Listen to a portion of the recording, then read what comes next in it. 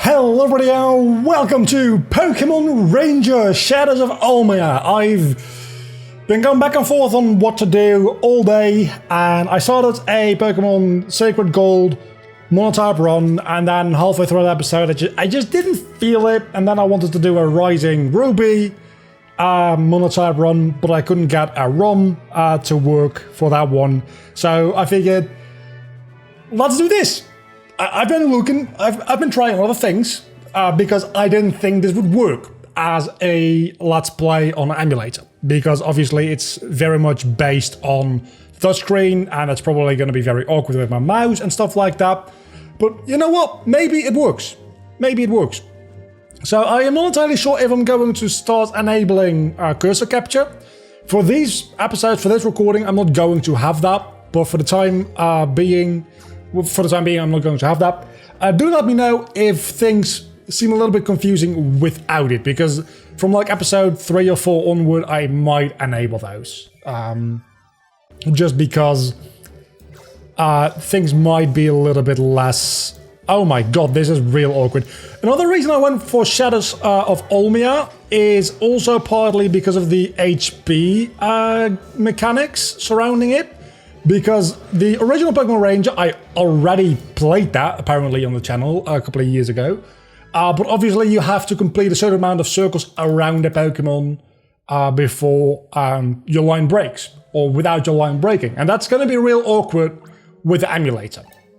So what I decided to do is play Shadows of Almia, which is by and large, I think, considered to be the best Pokemon Ranger game. Anyway. So the whole mechanic here is that it has kind of like an HP bar, and if you don't make a circle around it for a certain period of time, the HP bar starts depleting back to 0, which is full HP. It's more like an experience bar, really.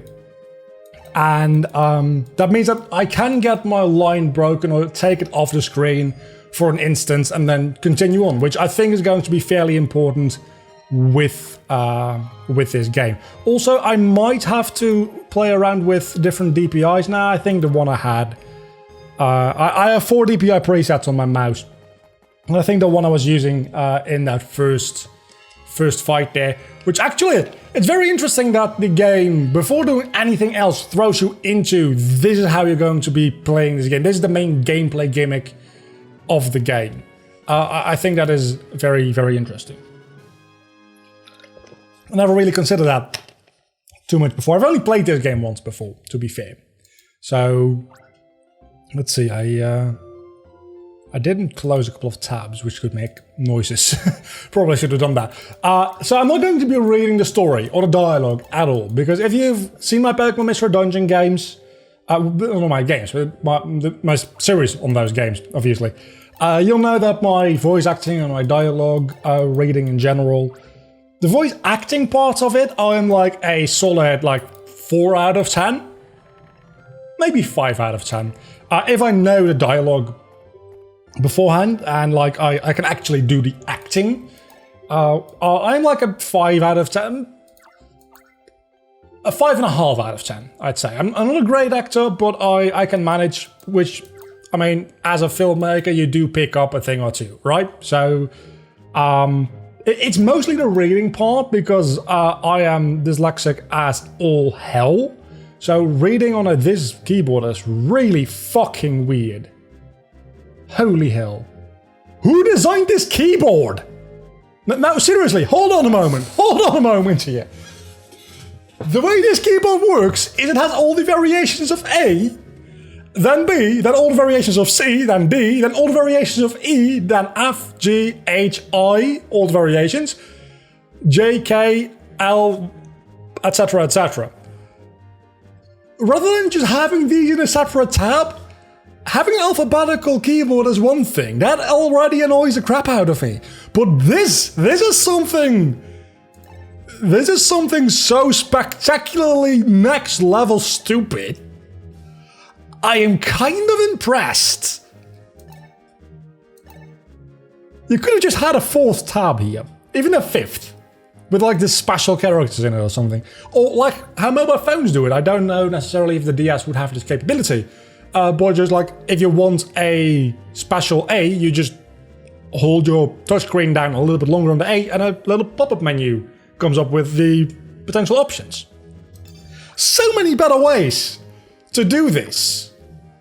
Instead of just throwing them in there alphabetically and my god, that's probably the worst keyboard I have ever seen in my life. I'm not gonna lie to you.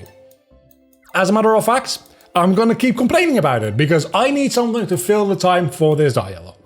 So as I was saying, my acting is average at best. Though maybe we are going into like a little bit of Dunning-Kruger here again. I think that's what that's called, right? The Dunning-Kruger effect. Where I am aware how bad I am. And as such, I'm probably above average already. But it's mostly the reading of the dialogue itself, because I would have to learn like the entire script, which my memory isn't good enough for that either, in order to like reliably do that. And for something like, for Kingdom Hearts, for instance, I could probably do a fairly good job if that didn't have voice acting. Well, yeah, no, for Kingdom Hearts, at least the main cutscenes, the Disney cutscenes maybe not so much. I could probably do a fairly decent job at doing that that voice rating, because I know those games inside and out. What am I supposed to do here?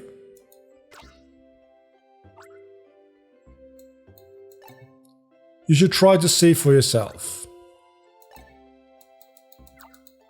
Oh, I thought I was just getting booted out of the menu over and over and over again because I was doing something wrong.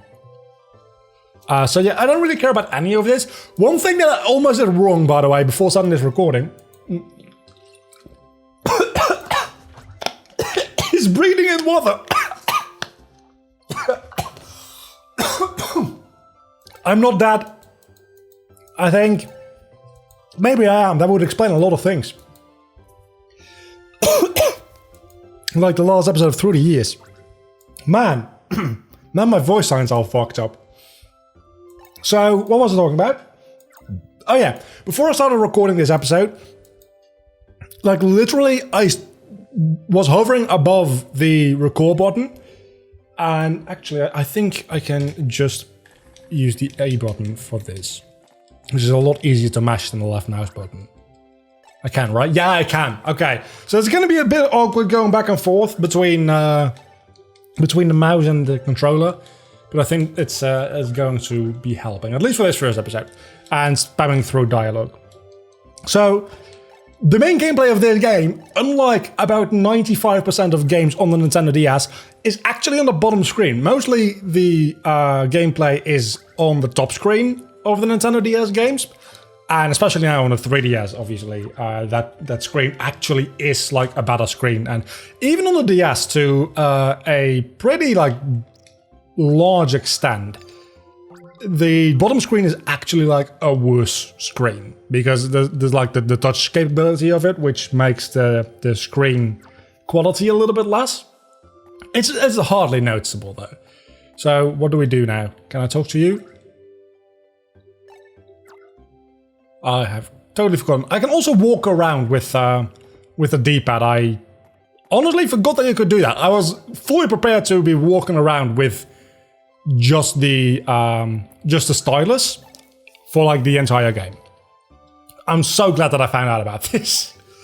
I probably should be reading a little bit more, especially in the tutorials here. Wait, what?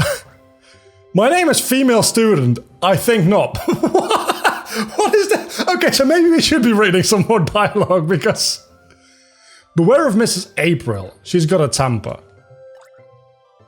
The guy sitting on my right is studying in the library. You can sit down if you'd like. I don't think I'd like to. You must be the new student in the other class. There's one rule that I would like you to honor and uphold in your school. Don't run in the hallways. Oh, there's another rule. Don't cast suspicion on others without proof. Those two rules are really important. I'm running in the hallways right now, so I'm already breaking one rule. I have no idea where I'm supposed to be going. Apparently here, doors on the second floor, this is how we all burned down, not in the same bedroom, of course. Boys' bedroom on the left, girls' bedroom on the right. Janice, the lady, is our caretaker. She is like a mum to us all. That sounds like a horrible job. Recharging machine. We can go to the dorms later. Janice isn't done cleaning yet. Yeah, if that's the boys' dormitory, we probably... Well, she's not even working now, is she? Huh. Also, there's no face cam for this series, because it didn't really fit on the overlay anymore. And I figured there's not really like a lot of added value to having a face cam for a series where nothing can die anyway. We're not allowed to go down there without suspicion, without permission. I was going to say that that doesn't sound suspicious at all. I don't know who the bad guy is in this game anymore. It's been a long time since I played this game. And I don't remember the story at all. And after doing this Let's Play, I'm not going to be remembering the story either. Maybe I'll get a little bit more into the story after the tutorial section. The tutorial section is just like being in this. Sorry for the hiccups. Your IQ is 163? I'm sorry, what? I don't think that it is. Or you don't understand how IQ works. But okay, hold on. Let's not play that YouTube video because that would be... Stephen Hawking IQ.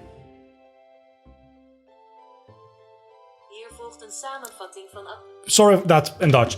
Stephen Hawking had an IQ of 160 is what Google says. I know IQ is kind of like a bullshit metric, but still, having an IQ of 163 in like a random high school is not even like very scientific.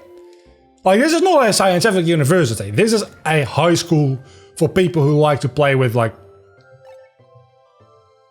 Where are we supposed to go then?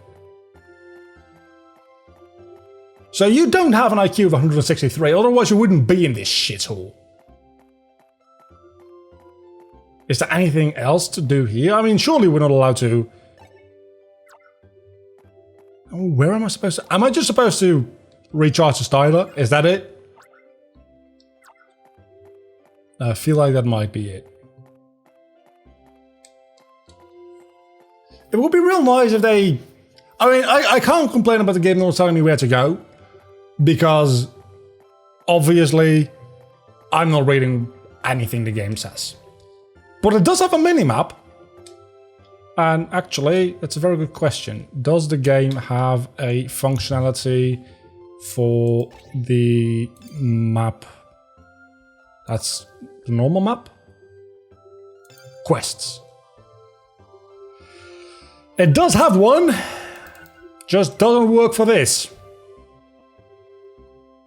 Missions?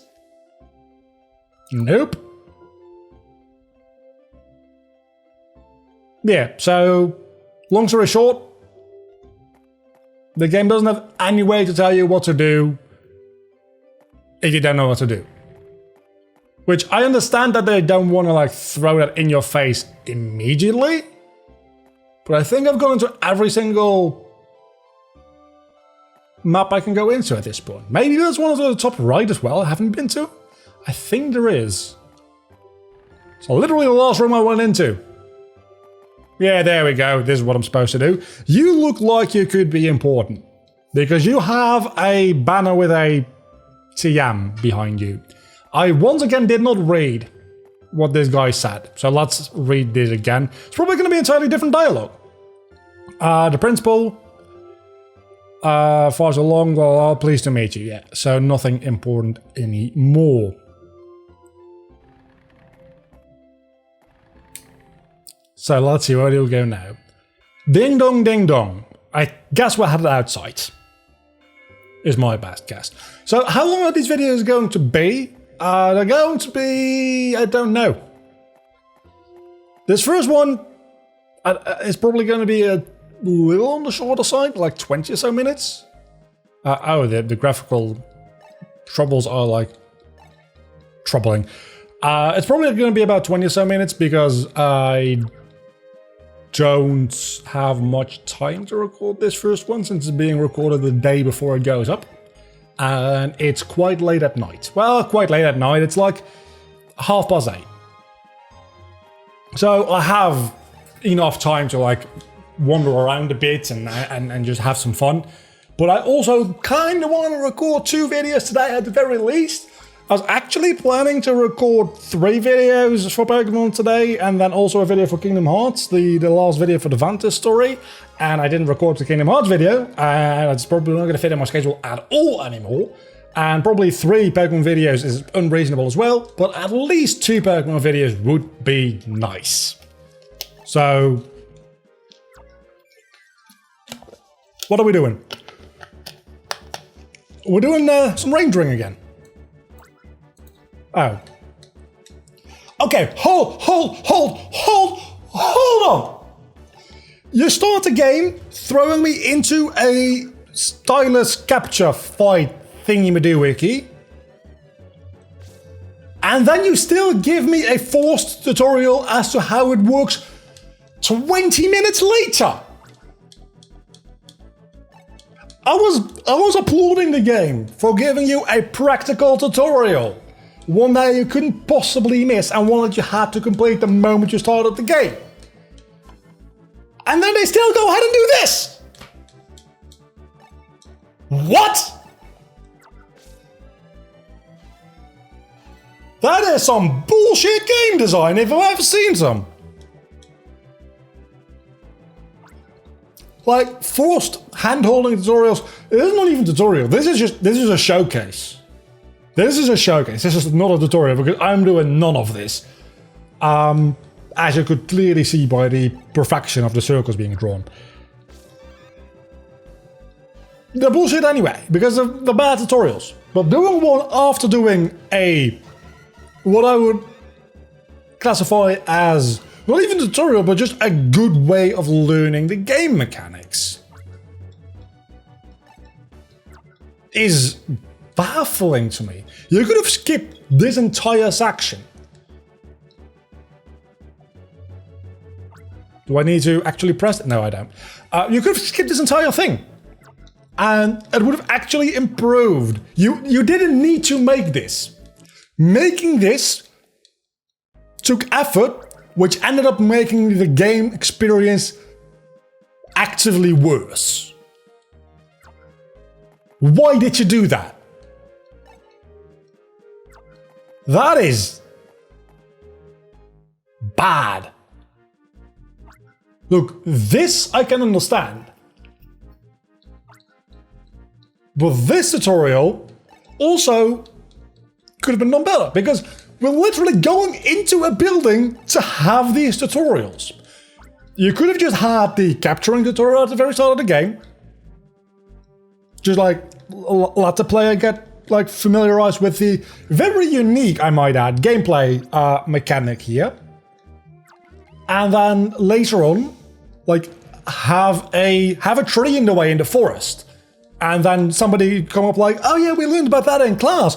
I have a scissor with me. Well, maybe I have a scyther with me. I can cut down this tree for you. And have them do it for you so that you know, oh, so capturing Pokemon, they'll follow me around and I can use them to like do HM type stuff. Because that's exactly what that is. That was just Rock Smash, which we just saw. And I am pretty sure that is exactly how Pokemon Ranger 1 does it, as a matter of fact. So why did they do it this way? They literally make you go into this building for these tutorials.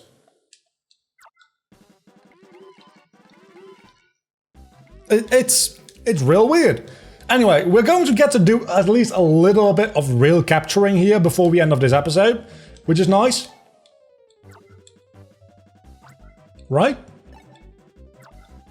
Yeah, okay. I was gonna say, if they do this in like a cutscene format, I'm gonna be upset because it really seemed like I was going to have to do this manually and actually get to play the damn game I got. Maybe we should split up. How about that? Because we're trying to capture these, that works for me. We're trying to capture these Bidoof, and maybe splitting up would be a good idea for that. Oh, that was bad. Okay, I'm going to have to get used to the controls with my mouse on my computer here for a moment. But that wasn't bad. It was also a Bidoof. So, yeah, that could have gone worse. Could have gone better, admittedly, but it could have gone a lot worse. So right now I'm actually using the touchscreen controls to walk around since I'm capturing anyway. It seems like going back and forth between controller and mouse and keyboard. It's not really keyboard, just mouse, really. Seems a little counterintuitive. Okay, so this is going to be problematic, I can tell. This is going to be actually really horrible to play through. I don't know what the XP points do. I guess they give you more style or HP? That must be it. So is there any more Bidoof around here? I mean, there is, because otherwise we would have forgotten a cutscene. Is this gonna have us fight both of them? It is. That's gonna save us a lot of time, but it's also going to make things significantly more difficult. I think you do get bonus experience if you capture two of them at the same time, though. So we're going to try to do that, but with my current control scheme, that does not seem like it is a very realistic thing to be expecting of me. Okay, let's focus at one at a time because this is bad. This is real bad. This is actually the worst. No, this was a mistake. Playing this game was a huge mistake. Come on. Okay, so maybe we can still. Maybe. Just maybe. No. Yeah. No. Yeah. No. Yeah. Yeah. Hell yeah! We did both of them at the same time. Which should give us some extra experience, right? Group capture, there we go. And that is an S rank leveling us up to level 2. I made that more difficult on myself. Well, not for no reason. I got extra experience off of it. So that was real nice. This, again, is a real, like, natural way to introduce that mechanic because I saw that two of those Bidoof ran out at the same direction right from the start. That was certainly designed in such a way that you would run into them together.